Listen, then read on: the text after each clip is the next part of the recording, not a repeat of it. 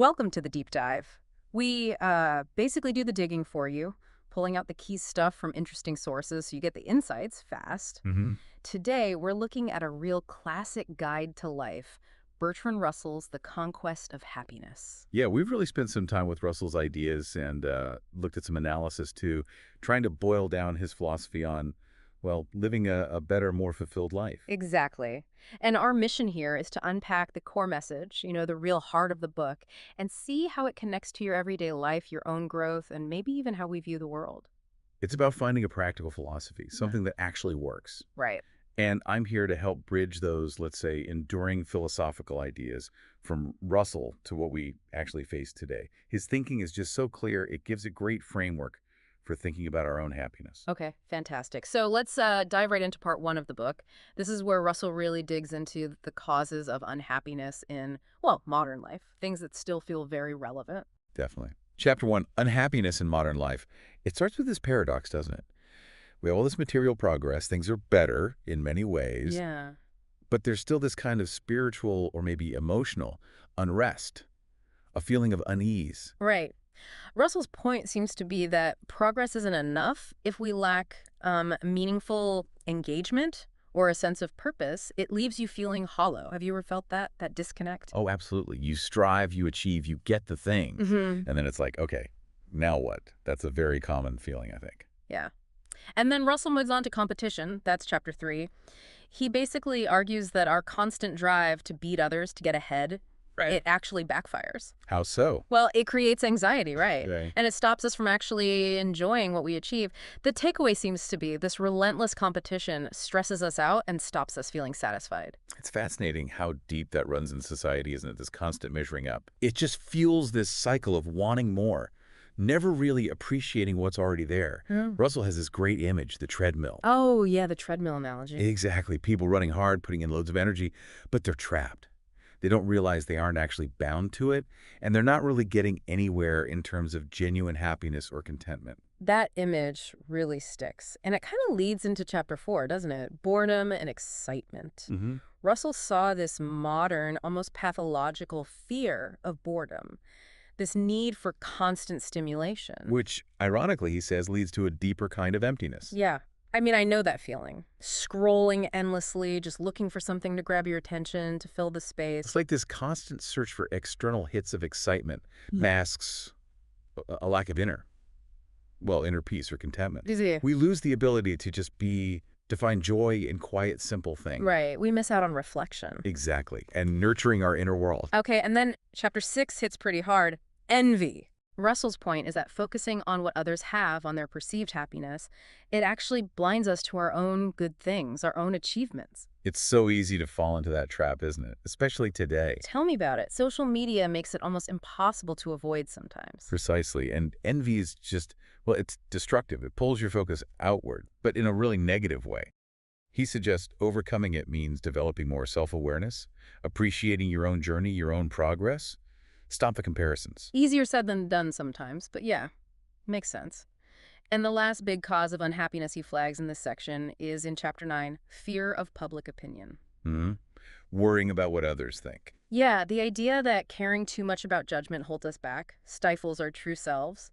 I think pretty much everyone can relate to that anxiety, that feeling of, not measuring up. It absolutely acts as a barrier, a big one. It's like this self-imposed prison where what other people might think dictates our choices instead of our own authentic values and desires. So it seems like these different causes of unhappiness are often linked, right? Very much so. They often stem from this kind of disconnection from ourselves and this constant looking outside for validation or distraction. Okay, so that's the diagnosis, let's say. Understanding what trips us up. Now, the more hopeful part two of the book, finding the path to happiness. Yes, the constructive part. Chapter 11 kicks this off, the meaning of happiness. He really emphasizes things like external interests, Right, looking the outward. capacity to love, and just having a generally positive outlook. He sees them as interconnected, feeding each other. Engaging with the world fuels positive feelings, which helps us connect with others, and so on. I like that idea. External interests pulling us out of our own heads. Chapter 12 then digs deeper into that, expanding interests. Basically, having diverse interests enriches life, makes you happier. Yeah, it's crucial. So, what are some practical ways you think we could actually cultivate new interests? It sounds good, but how do you do it? Well, it starts with just being curious, I Yeah. think, and willing to try things even if they feel a bit unfamiliar or outside your usual box. Like what? Could be anything, really. A new hobby, reading about a completely new subject, joining a club, volunteering. The key, Russell implies, is active engagement, not just passively watching or scrolling, but Yeah. doing. Right, getting involved. Yeah. Okay. Then there's chapter 14, work. Hmm.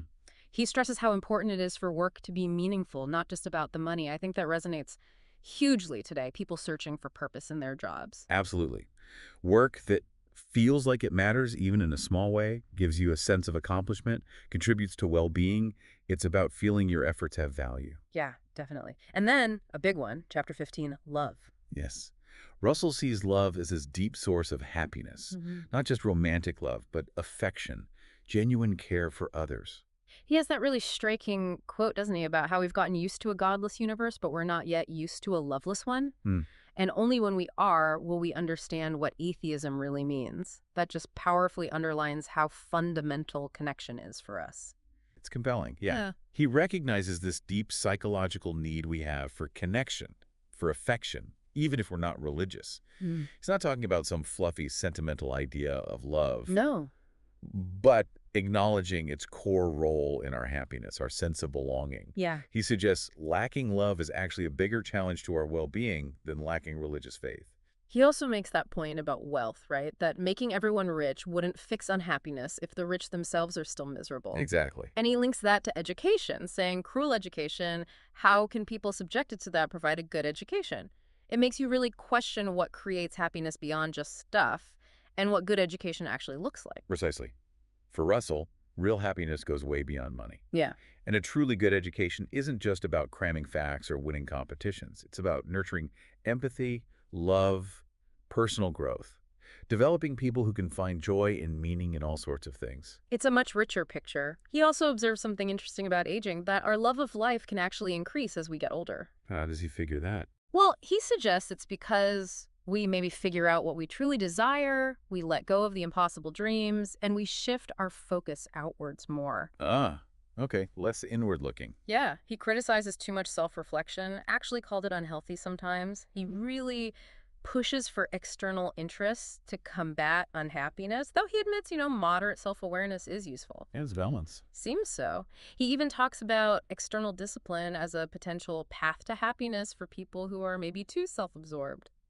The basic idea being that getting engaged with the world through interests and activities naturally pulls you away from that obsessive self-focus that just breeds misery. Mm-hmm. But he does acknowledge it can be tough, finding genuine interest in a world that often pushes superficial stuff at us. True. And then there's that really stark quote about humanity seeming, kind of doomed in a universe that doesn't care about our values. Yeah, that one's powerful. Yet we still choose to live with human dignity, not just like animals. What's the takeaway there, do you think? I think it speaks volumes about our resilience, our inherent values. Even facing what seems like an indifferent cosmos, we choose to uphold our ethics, our sense of purpose. We create meaning rather than just reacting instinctively. It's about human spirit, maybe. Hmm.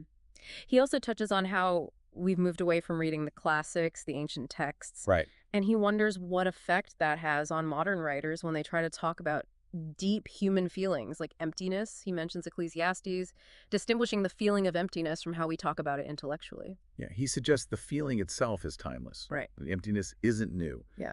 But how we articulate it, how we understand it, that changes. The old texts give perspective, but modern writers need their own language for today's world while still tackling those big human themes. And his view on love, it's definitely not simple. He contrasts that idealized Victorian view with something more modern, maybe a bit cynical, noting how Victorians almost saw love as fulfilling God's role, a concept maybe unfamiliar now if we live in a potentially loveless universe.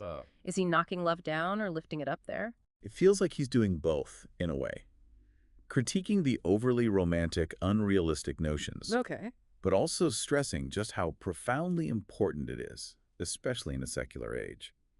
By comparing it to God's function, he's highlighting its power to give meaning and purpose when traditional beliefs fade. He's got a sharp wit, too. That bit where he uses satire, contrasting adultery and murder, Oh, yeah. really hammering home the importance of consent and poking fun at hip and zodiacal Yeah, morals. that's classic Russell.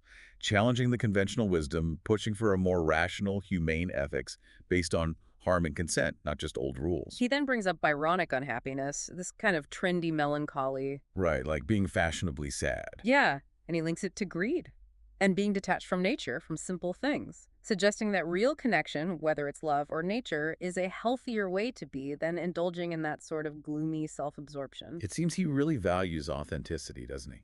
Moving away from the artificial stuff society pushes towards more grounded, real experiences, Mhm. human connection, nature, simple pleasures. And he's honest about his own views changing, too, like moving away from that idealized Victorian love himself Hmm. towards believing in a love that's got, as he puts it, adventure and vigilance, where you know good, but you don't forget evil. Why would that kind of love lead to knowing both good and evil? Well, it suggests a more mature love, I think. One that accepts the full complexity of people, the good bits and the bad. It's not naive. By acknowledging that reality, love becomes maybe stronger, more compassionate, more grounded. Okay, less about fantasy, more about reality. Kind of like that. He also notes how old tragedies were often about princes and kings. Right. But today, similar stories about ordinary people hit home. Why does he think that changed? Well, it probably reflects a shift in values, right? A kind of democratization of empathy. We now recognize that tragedy, profound suffering, potential for greatness or failure, it exists in everyone's life, not just the high and mighty. Every life has weight.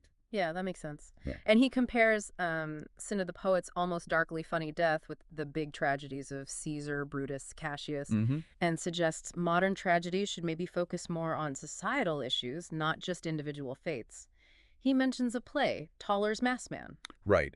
His argument seems to be that in our complex, interconnected world, the big forces shaping our lives, the things that lead to tragedy, are often systemic, societal.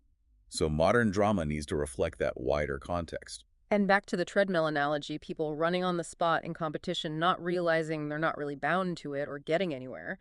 Such a strong image for today's pressures. It really captures that feeling of being trapped in a cycle, doesn't it? Striving and striving, but without real fulfillment. It highlights how crucial it is to actually recognize those pressures and maybe choose to step off. He also contrasts European and American views on success, noting Europe maybe valued excellence more, while America focused more purely on making money. Yeah, that's an interesting observation. What do you think he means by governing excellence, and how could we aim for better goals in competition based on that?